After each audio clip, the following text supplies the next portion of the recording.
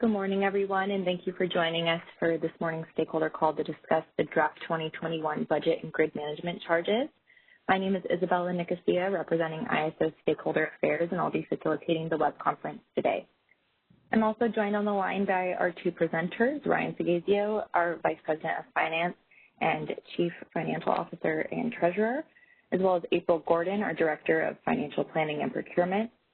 I'm also joined on the line by Jan Cogdill, Thomas Setliff, and Kim Blum from Financial Planning and Procurement, as well as Dawn Trethaway from Market Design Policy, Ken Kasparian from Strategic Initiatives Business Analysis, and Jordan Pinyov, our Senior Counsel.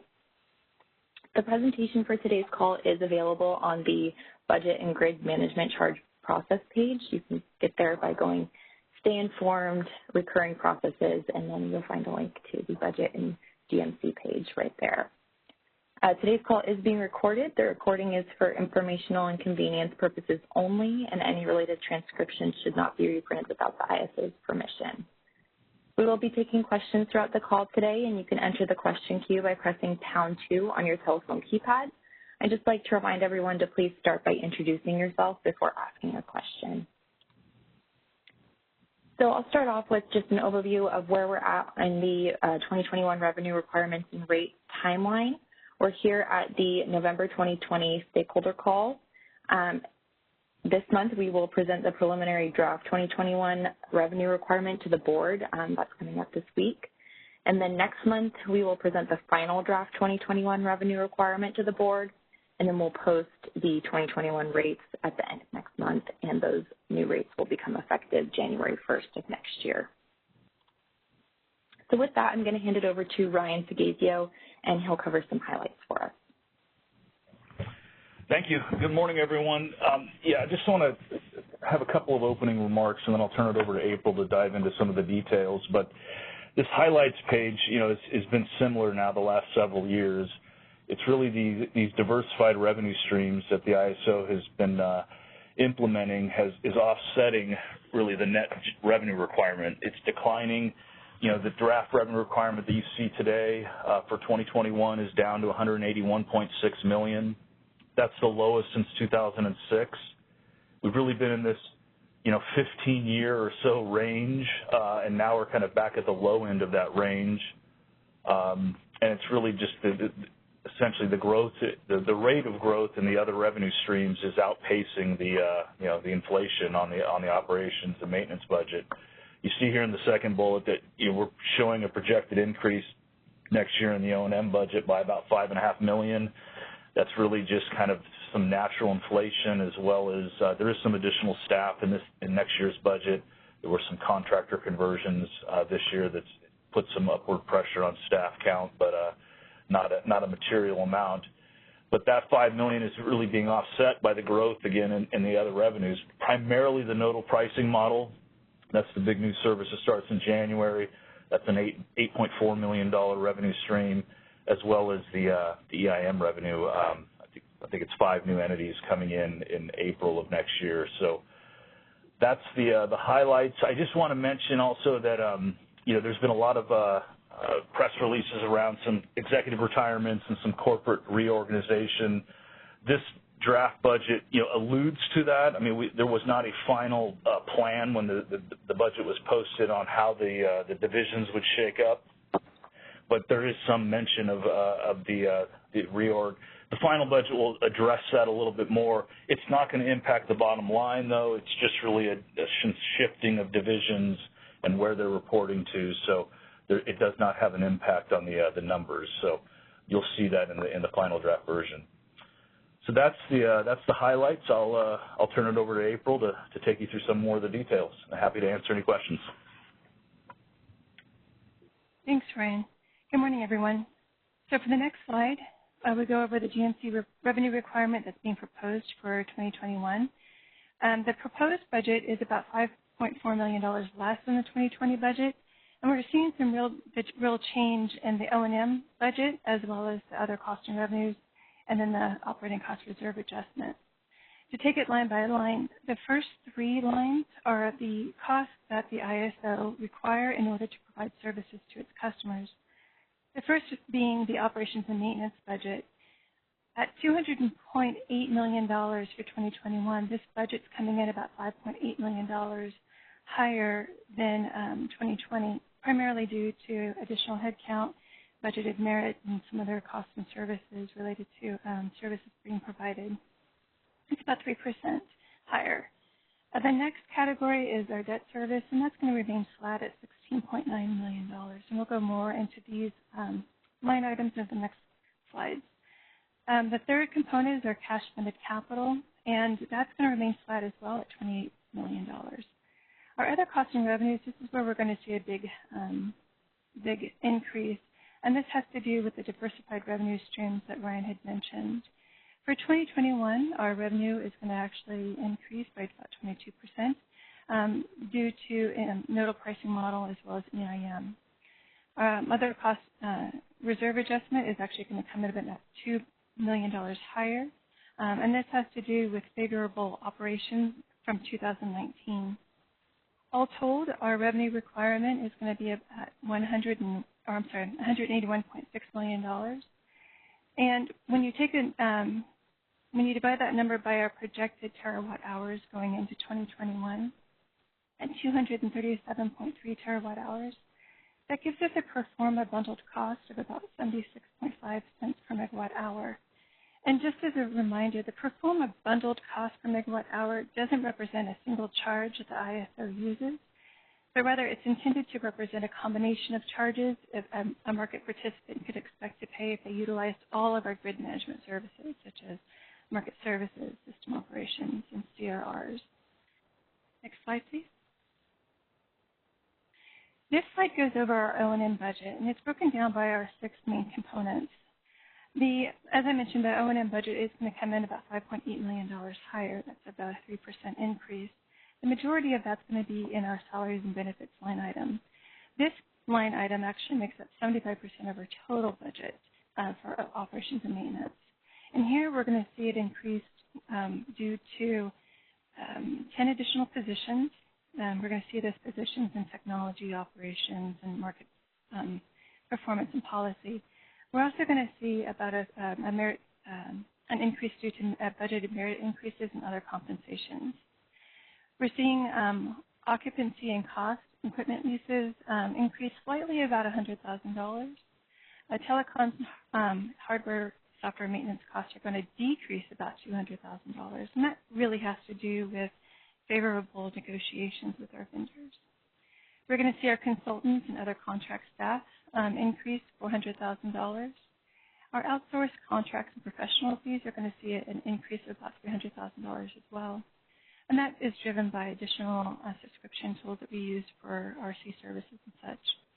Our training, travel, and other costs are going to increase by $200,000 as well, and that has to do with additional planning for events as well as an increase in insurance premiums.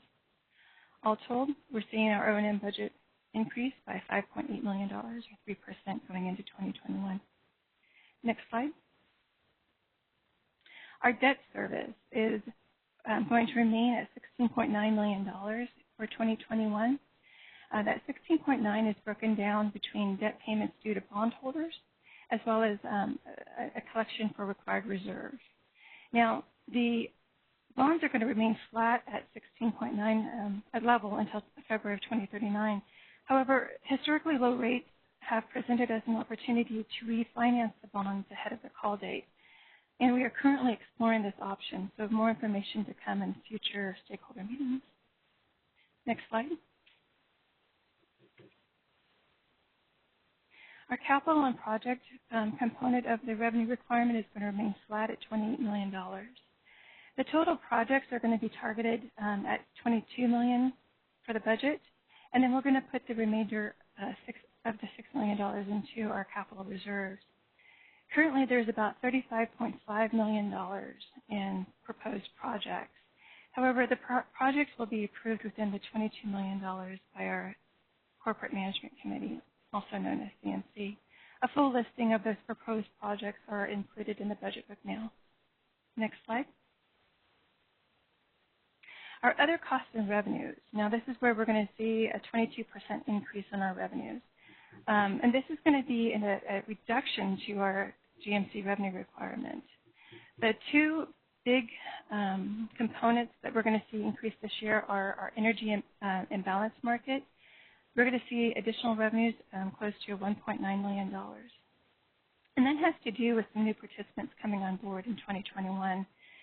Balancing Authority of Northern California, Phase 2, Los Angeles Department of Water and Power, Northwestern Energy, as well as the Public Service Company of New Mexico and Turlock Integration District will be joining us in April of next year.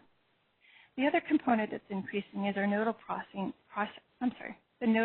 model fee. Now, this fee is it stems from an agreement between ISO and Pacific Corp, in which the ISO will produce a separate day-ahead nodal pricing results for Pacific Corp's Balancing Authority area without a financial statement or impact to the ISO's day-ahead market. This agreement is about $8.4 million coming into the ISO, and it is an annual agreement.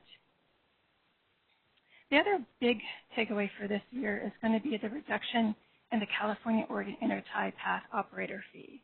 Now, this fee is going to see about a $1.3 million decrease from years prior, and this stems from really the rollout of the RC service. There were a number of responsibilities in the RC responsibility service, or in the service, that were redundant to the California-Oregon Intertie Path responsibilities. Given that, we took another look at the COI Path operator fee and determined that we should reduce it to $1.3 million based off of the recent cost of service study information. So that we're going to have it a fee of about $700,000 that would be effective January of next year. That fee is actually being filed with FERC, and more information to come on that as well once that's been filed. All told, our 2021 other cost and revenue for next year is $50.5 million. That's a $9.2 million increase in revenues. Next slide, please. Our operating cost reserve adjustment is going to increase $2 million going into 2021. As I mentioned, that increase really has to do with the favorable collections from 2019. In 2019, we had collected about $4.6 million additional revenue, and this was in addition to about $8.8 million underspent in expenses. Per the tariff, these overcollections and underspend go back to the stakeholders in the prior years, the future years' rates, and so you'll be seeing a $13.6 million reduction in your requirement going into next year. Next slide. So for 2021, the majority of the forecasted charges and rates will decrease in comparison, and this has to do with the updated cost category allocations from the cost of service study that was completed this year, as well as the lower GMC revenue requirement.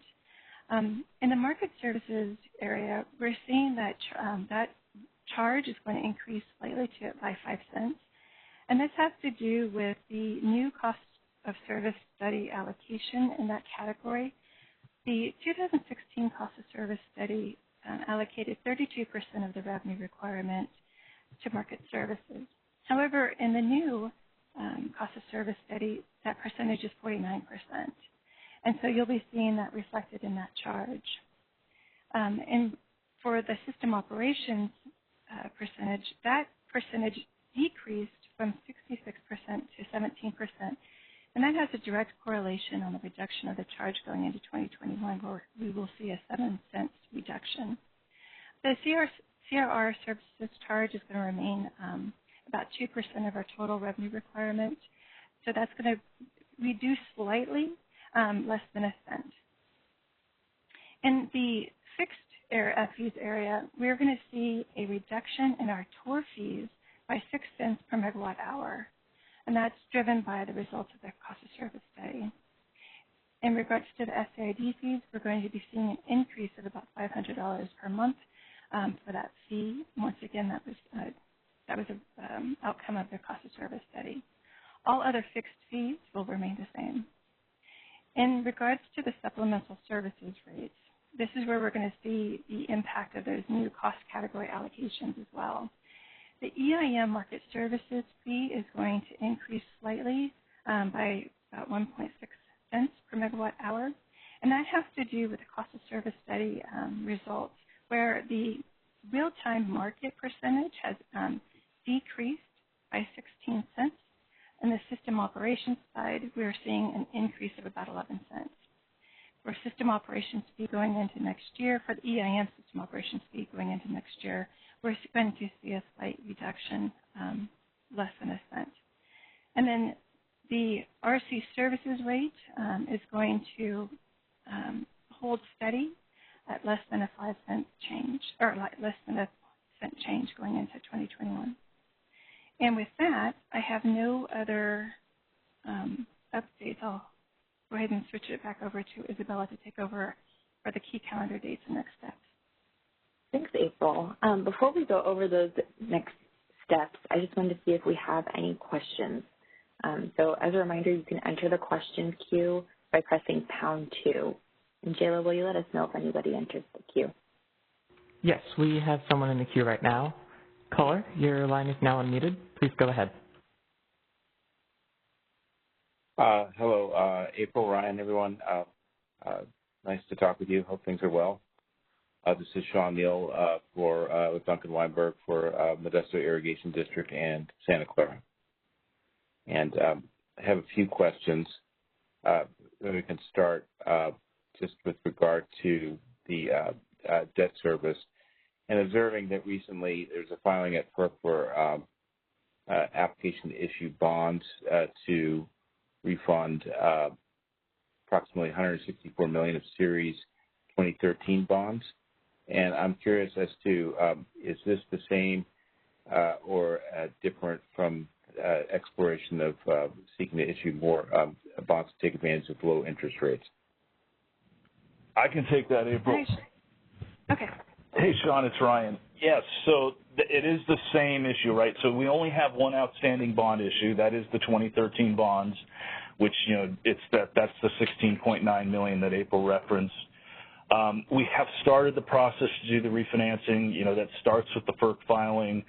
We've got investment bankers in place, but we're targeting kind of early January to be ready to do the pricing, but it's just contingent at this point. Right? Rates can move around, but that is the same bond issue that you're talking about. Okay, perfect. Thank you. Thanks, Ryan. Sure.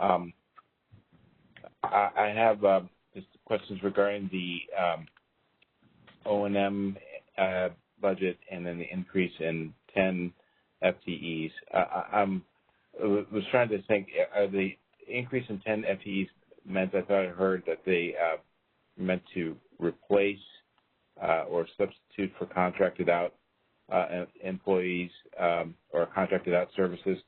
And if not, I'm curious as to the overall kind of objective or direction in terms of, because they're mainly focused on technology, as I see, the reasoning for the 10 FTE increase. Sure. I can give you a high overview, but then I'll have to follow up with more detail in the comments and the replies. Okay. So as I mentioned, technology did pick up 7 of them, and that 7 was really to address some of the pinch they were filling in areas such as the power system technology area, as well as our project management office. In some cases, they were contractor conversions as well for long-time contractors that were being used in areas like the project management office. So it was a combination of different reasons why they were added to the role. And operations, it had to do with contractor conversion as well for one specific area to support the real-time operations folks.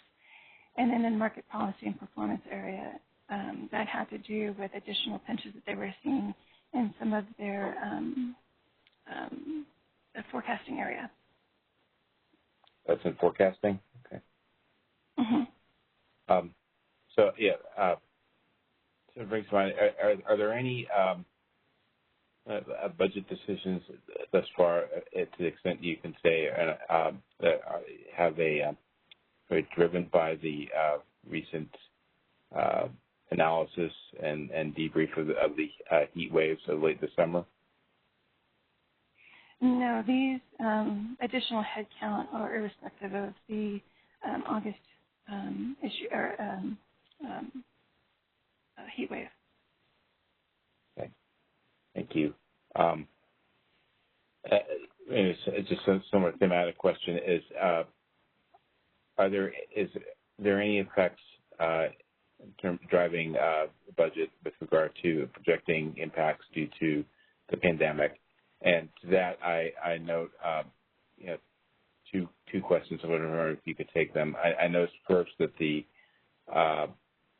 terawatt hours projected is down, down in the 238.4 terawatt hours forecasted volume, down to 237.3 terawatt hours in the budget. I'm wondering if that is due to perceived load effects due to COVID. And then a second question just with regards to, okay, I'm sorry, take that first. Yeah, so in order for us to project out the estimated terawatts going into the following year, we took a look at the 3 years average. So we looked at the 3-year average going back as well as the current year-to-date volumes. And I'm fairly certain that the current year-to-date volumes were impacted by the pandemic, but we'll have more information about that going into the final version of the proposed budget. In regards to the impacts that we were seeing on the O&M budget, I think that was your other question, right? Yes, that's correct. Okay. For 2021, we are seeing some savings realized in like discretionary areas such as like travel, training, and office meetings, because those people that had planned for it aren't able to do any travel right now, so we're seeing the savings associated with that. But we are seeing spikes in other areas like personal protection equipment and such. Okay, so I mean, I saw that the travel and training budget really stayed the same between year to year, and just ask the reasons for the projection being about the same level as the beginning of 2020. I mean, what are your thoughts on that? Well, most of the budgets for this area were held flat going into next year because we're planning that things will eventually get back to normal. You are seeing a slight increase in this area, and that has to do with more of the insurance premiums that were expected to come up. And that insurance premiums are included in that category. Okay. Do you think the insurance premiums will increase? Or is that what you're hearing? Okay. Mm-hmm. All right. Hey, Sean, it's Ryan. Just to further on that, when we worked with managers to set the budget, to build this back in the late summer, early fall, I think the plan was to budget according to a normal year. So now there's some impacts to travel that could happen in the beginning of the year. Other people are doing, switching to maybe virtual conferences and things like that where there still is some expense. But I think the plan was really to budget for a normal year. If normal it doesn't take place for some time into the year, those costs are fairly immaterial overall. They don't have a big impact to the O&M. And as April said, I think the other category in there is the insurance premiums, and we have seen an uplift in insurance premiums. There's been wildfire liability remains a hot topic in California, and so a lot of the insurance agencies in the area are taking, I think, advantage of some of that fear to increase premiums, and we've seen that. Okay. Thanks, Ryan. I appreciate that. So I had one last question. In April, I was curious if you, and I apologize if you could explain again the anticipated decrease in COI fees due to anticipated RC West services and an upcoming FERC filing. I was curious if you could explain that again, what the anticipated FERC filing entails. Sure. So the fee reduction is primarily driven by the ISO's recent RC service provider offering, specifically because some of the responsibilities as the COI path operator and the RC service provider are redundant. The fee reduction is also supported by the results of the cost of service study that was recently completed. That we are currently in the process of renegotiating the fee with the different signatories and with the filing request with FERC to be completed by mid-December.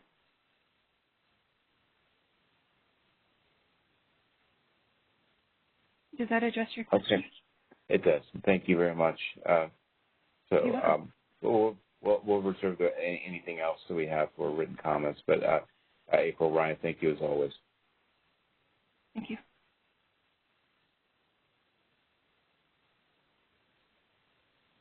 Do we have any other questions in the queue? No, we do not. Okay, then I'm going to go ahead and cover our next steps. So we will finalize the internal budgeting process between now and December, and then we will be accepting comments to initiative comments at CAISO.com until next Monday, which is November 23rd. We'll then post our responses to comments as well as meeting minutes on that budget and GMC process page on December 2nd, and then we will be presenting to the board December 16th and 17th for the decision on the GMC revenue requirement. And then finally, we will be posting the 2020 rates and GMC revenue requirement to the website on December 23rd. So before we conclude, do we have any last questions?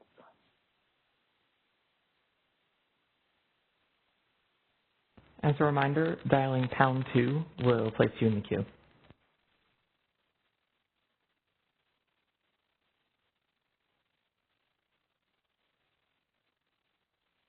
Any questions? We have no questions in the queue at this time. Okay. Well, thank you, April and Brian, for your presentations today, and thank you to all of our attendees for joining us, and I hope you have a great rest of your day. That concludes our conference. Thank you for using Event Services. You may now disconnect.